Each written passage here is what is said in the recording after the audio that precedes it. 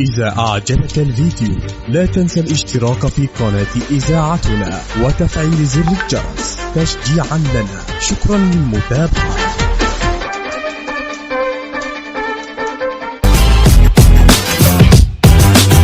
إذاعتنا تقدم عيلة فسكونيا، تأليف وإخراج سارة محمد السيد. الحلقة 8.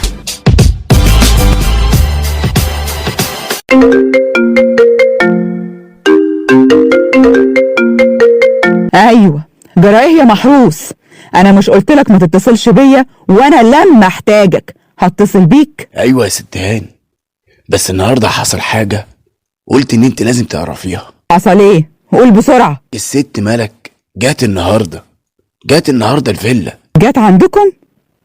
يخرشي عليك يا ملك، انا كنت عارفه انك مش هتهدي الا لما تفضحي الدنيا. بنتي وطلعالي، ما تفوتش الفرصه، زمانها راحت وخربت الدنيا. يا ست كريمه انت معايا ولا ايه يا ست كريمه؟ ايوه يا محروس معاك. بقول لك ست ملك جات الفيلا النهارده وقالت كلام خلت البيت كله حريقه، والست زينه منهاره على الاخر. طيب اقفل انت دلوقتي يا محروس، بعدين هكلمك تاني. بس بقولك ايه، انت تراقب اللي هيحصل وتبلغني بيه اول باول. حاضر، اوامرك يا ست هاني. بقولك ايه يا ست هاني؟ ها ايه تاني يا سي محروس؟ انا جبت عقد الفيلا، ما هديتش الا لما بقى معايا عقد الفيلا في ايدي كمان. جدع يا محروس.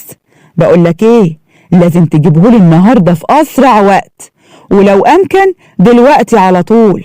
وطبعا لك الحلاوه يا ولا. بس كده يا ست هانم، فريره يا ست هانم. يا محروس ما تنساش اديلي البقال اللي تحت البيت وخليه يحطه جوه الطلبات. ها؟ فاهم يا ست الكل. توك ما شرفتي يا ملك. الحمد لله على السلامه يا ست هانم. الله يسلمك يا مامتي. مالك يا بنت مبسوطه كده؟ بصراحه مبسوطه قوي. منك انتي. ايه اللي وداكي عند نجمه يا ملك؟ هو مين اللي قالك ان انا كنت هناك؟ مش مهم مين اللي قالي، المهم رحت ليه هناك يا ملك، وعملتي ايه هناك بالظبط يا بنت بطني؟ عملت ايه؟ عملت حاجه بسيطه من اللي زينه كانت بتعمله فيا، ومن فضلك بقى يا ماما ما تغلطنيش. انا ما صدقت الفرصه تجيلي لحد عندي واشمت فيها. زينه ياما قلت مني واستهيفتني، كانت دايما بتحسسني ان اقل منها وان مفيش احلى ولا اذكى منها. دايما كانت شايفه نفسها حاجه كبيره قوي. دي كانت بتتعمد تضايقني في اي مناسبه. اللي عملته النهارده ده ما يجيش حاجه جنب اللي انا شفته منها. فمن فضلك بقى يا ماما ما تفضليش تلومي فيا وتغلطيني. اغلطك ده ايه يا بيت؟ طب ده انتي باللي عملتيه ده اثبتت انك بنت امك بصحيح. اللي انتي عملتيه ده يا حبيبتي ضربة معلم بحق وحقيق. بنت امك يا بيت. ايه يعني انتي مش زعلانه مني ولا هتبهدليني؟ ابهدلك وازعل منك ده ايه؟ ده انا حبوسك يا نن عن امك. يا ملوكه، ان الاوان بقى كل واحد يعرف مقامه ايه، واللي حاطط مناخيره في السما نكسرها له. ولسه يا بنتي يا ملك لما يعلموا بالضربه التانيه اهي دي بقى هتكون القاضيه. انا مين ردي عليا يا طنط. انا مين يا طنط نجمه؟ انت اكيد عارفه كل حاجه. كلام ملك ده صح، ردي عليا ارجوكي. انا بنت حرام فعلا، نظرتك بتقول كلامها صح. انا بنت حرام. لا يا زينه، لا اوعي تقولي كده. طب انا بنت مين؟ ريحيني، انا بنت من الشارع فعلا. ارجوكي قوليلي، انت ساكته ليه؟ هو انا بنت حرام؟ ردي عليا. لا انت ليكي ام واب. ام سافله واطيه حقيره. لا ما تقوليش كده. امك اشرف ام في الدنيا يا زينه، ما تقوليش عليها كده. ايه ده؟ انت عارف يا عمرو، عارف الحقيقه وساكت ومخبي عليا. انا اتخدعت فيك قوي كده. سكوتي ده كان غصب عني يا زينة، غصب عني. انا بنت مين؟ بنت مين؟ قولولي حرام عليك، وانا بنت مين؟ انا بنت حق. اوعي تقوليها تاني. انت بنتي يا زينة. بنتك بالتربية، ها زي ما قلتيها قبل كده. ريحيني يا طنط نجمة، انا بنت مين؟ بنت مين؟ اهدي يا حبيبتي، هحكي لك كل حاجة. أنا الأوان إنكم تعرفوا كلكم الحقيقة كاملة. يا ست هانم نجمة. إيه يا بندقة؟ في إيه؟ الواد غباوته عايزك ضروري. مالها الست زينة كفلة الشر؟ مالكيش دعوة يا بندقة، ما تتدخليش في اللي مالكيش فيه. حاضر يا ستي. طب إيه يا ست نجمة، أدخل الواد غباوته؟ وجاي عايز إيه ده كمان؟ مش وقته خالص. يا ست نجمة، يا ست نجمة. إيه ده؟ إيه اللي دخلك يا غباوته كده من غير استئذان؟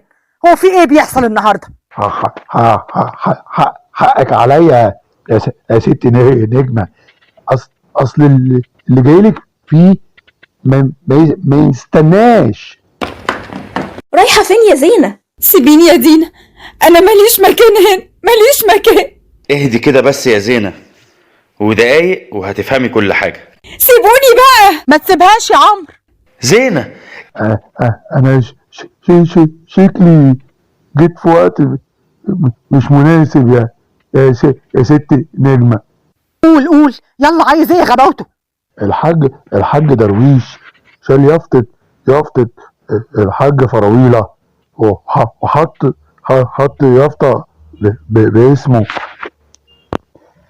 ويا ريت جت على كده وبس. ده انا سمعته بيقول للمحامي خلاص المحلات دي كلها تتنقل باسمي، مفيش غير الحاج درويش. وشكله كده بيخطط على حاجات تانية يا ست نجمة. ما ده كان متوقع من واحد واطي ناكر الخير والجميل زي درويش. الحاج فراولة مات والكل هينهش فيه، وفي أهل بيته ويغرف وياكل من دمه وشقاه وتعبه. يا ست هانم، في ايه تاني يا بندقة؟ في محضر بره يا ستي، وبيقولوا ان لازم تسلموا الفيلا. نعم، ايه اللي انا بسمعه ده؟ محضر ونسلم الفيلا؟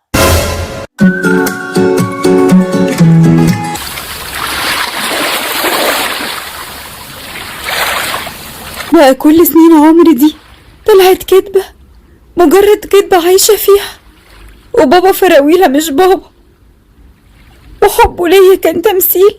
انت يا بنت يا زينة ليكي معزة وغلوتاني، ده انت اول فرحتي. يا بابا، حتى انت كنت بتكذب عليا، سبتني اقول لك بابا وانت مش ابويا، مش ابويا. قدرت توقف يا عادل قدام مامتك، قدرت تقول لها لأ. سنين وسنين بتعمل اللي هي عايزاه، سنين وهي المتحكم الناهي والآمر في حياتي. على قد ما أنا ارتحت لما قلت لها لأ، حتى ولو مرة واحدة في حياتي، على قد قلبي ما وجعني على زعلها قوي. بس لحد زينة يا ماما وما اقدرش. زينة دي حب حياتي، الهوى اللي بتنفسه، اللي من غيرها ما اقدرش اعيش. زينة هنا قدامي في نفس المكان اللي انا فيه. زينة عادل، مالك يا زينة؟ في ايه؟ بتعيطي كده ليه؟ ما تعيطيش، قلبي ما يستحملش دموعك. انا موجوعة قوي يا عادل، موجوعة ونفسي اموت، مش عايزة اعيش. تموتي؟ وانا اعيش لمين من بعدك؟ انا ما اقدرش اعيش من غيرك يا زينة. يمكن اول مرة اقولك الكلام ده، بس ما فيش حاجة تستاهل دمعتك. انت تستاهلي كل حاجة حلوة. زينة، انا بحبك. عادل، انت بتقول ايه؟ بقول اللي عايز اقوله من زمان، بقول اللي كان لازم تعرفيه من زمان قوي. انت الوحيدة اللي بتمنى اكمل حياتي معاها. ما بقاش ينفع يا عادل، ما بقيتش انفعك ولا انفع غيرك. ليه كل ده؟ عشان خاطر عمرو ده خلاص شلته من حساباتي. امال في ايه؟ ان انا بنت حرام، بنت حرام. انت مين اللي قالك الكلام ده؟ اللي قال المهم ان انا عرفت الحقيقة، عرفت ليه منفعكش ولا انفع لغير. وانا مش فارق معايا اي حاجة، انا اللي يهمني انت يا زينة. هي عمرو واقفة هناك عند البحر. فعلا. ومين اللي معاها ده؟ زينة كده برضو تقلقينا عليكي. عمرو. عادل، انت قابلت زينة ازاي؟ قابلني هنا بالصدفة يا دينا. صدفة. طب يلا يا هانم عشان نروح، ماما زمانها قلقانة عليكي. انا مش هروح البيت ده تاني. يلا يا زينة بقولك. بطلي معيالة يا زينة، ده بيتك. لا مش هروح. طب ممكن تسبقونا انتم وهجيبها واجي؟ ماشي، هنسبقكم. ايه اللي بتقوليه ده يا جليلة؟ زي ما سمعت يا درويش، عايزة حقي فلوس. قدر المحلات والفيلا بكام واديني حقي، لكن تدير بقى وكل اول شهر تديني اللي فيه النصيب؟ لا يا اخويا، انا عايزة مالي اديره انا بنفسي. جليلة تقول الكلام ده؟ لا، ده تلاقي السم جوزك بخ في دماغك. ومرتضي ماله بقى دلوقتي؟ بس انا اللي عايزة كده. هو مش حقي ولا مش حقي؟ حقك يا جليلة، بس ده ولا كان كلامنا ولا كان اتفاقنا. ايه ده؟ جليلة بذات نفسها في الوكالة؟ يا اهلا وسهلا. ازيك يا عمتي جليلة؟ ازيك يا ملك؟ وماله لما اجي الوكالة يا كريمة؟ ايه هتحكمي عليا اني ما اجيش وكالتي؟ الله، يا حلاوة يا ولاد. جليلة بتتكلم وهي حاطة رجل على رجل. ايه اللي في جرابك يا جليلة؟ ما تقولي يا حبيبتي من الاخر. اللي في جرابي قلت لاخويا يا كريمة. ها اخويا، وما عنديش نفس اعيده تاني. ماشي يا حبيبتي. هو فيه ايه يا درويش؟ ما تفطمني. جليلة عايزة حقها فلوس، عايزة تدير حقها بنفسها. نعم. هو ايه اللي نعم يا كريمة؟ المال مالنا انا واخواتي، وانتي حيالله مرات اخويا، يعني غريبة. والرأي رأي اخويا درويش، ولا ايه يا درويش؟ جرى ايه يا درويش؟ ما ترد عليها، ساكت ليه؟ اهدوا بقى، احنا في الوكالة والناس كلها سمعانا. وبعدين انتوا عمالين تقسموا واحنا اصلا ما معناش ورق يثبت حقنا. ورق ايه يا حبيبي؟ لا، حط في بطنك بطيخة صيفي من ناحية الورق، فالمحامي سلمهولي النهاردة، وكمان المحضر راح على الفيلا عشان يسلمه للست نجمة، وزمانها دلوقتي ايه؟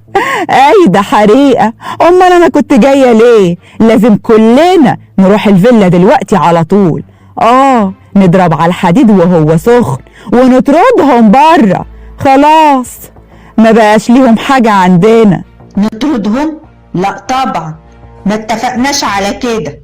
نجمة وعمرو ماشي، لكن بنات اخويا فراويلة لا، مهما كانوا بيعملوا فينا، بس دول في الاول وفي الاخر من دمنا. هي ما تعرفش يا ماما بحقيقة زينة؟ لا يا ننعين ماما، لسه عمتك ما تعرفش. اسمعي بقى يا جليلة، اللي لنا في البنات وليها ورث عندنا هي المحروسة دينا وبس يا جليلة. ازاي دينا وبس؟ مش فاهمك يا كريمة. بقولك ايه، يلا بس نتحرك من هنا دلوقتي عشان نلحق الحفلة.